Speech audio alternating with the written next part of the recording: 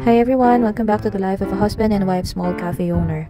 Come with us to our first event outside the store. So as of the moment, nagdo-double check ako ng checklist namin kasi mahirap na baka meron kaming makaligtaan tapos magpabalik-balik pa. Because we want to give the best experience to them. And syempre, minsan lang naman ito mangyari sa life ng isang tao. So we want to give unforgettable and memorable experience that they deserve.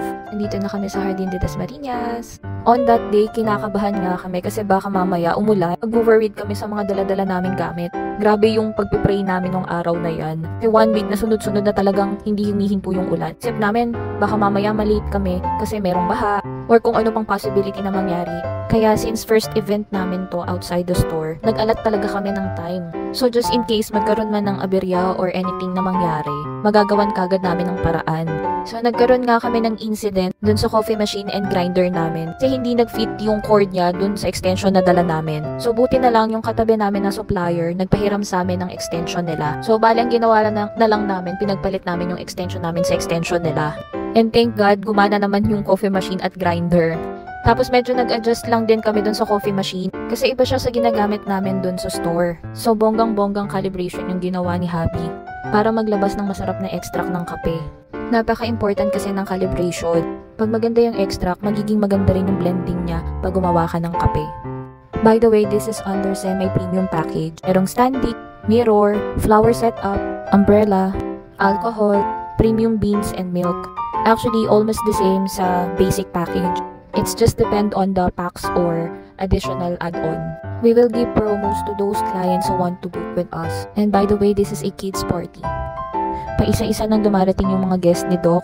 So, napag-usapan namin ng husband ko and ng nephew ko na magkaroon kami ng assigned station para hindi kami magkagulo-gulo. Kasi before we start, nag-orientation muna kaming tatlo. Alam mo na, syempre, minsan sa buhay ng mag-asawa, nag-aaway talaga. Parehas may gustong ipaglaban. Uy! But I think it's normal. Siguro para ma-enlighten lalo yung mga isip namin. And before the day ends, okay na ulit kami. Iba siguro kasi magkaiba kami ng department nung nasa barko kami. But we are both doing service. Anyway, sobrang thankful talaga kami nung araw na yan. Kasi naging maganda yung panahon and at the same time, naging smooth din yung operation namin. Kasi 'di ba, merong first and last impression. So kung ano yung nangyari on that day, yun yung maaalala nila sa amin. And we want them to remember us that they truly enjoyed our service. Thankful din kami kasi yung katabi naming supplier, mabait. Pinahiram nila kami ng extension. Shout out po pala sa inyo. Maraming salamat po. This is our second event with Doc CC. The first one is under with Royal Canin Company and the second one is this.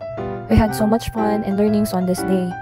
We just want to say thank you and we are beyond grateful to you, Doc.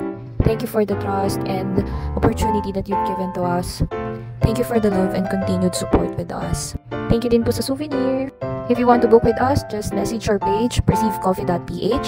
Physical store located at Barangay San Francisco, Brookside Lane, General Trias. Magpabook na kayo guys, baka naman. Thank you for watching. Bye-bye!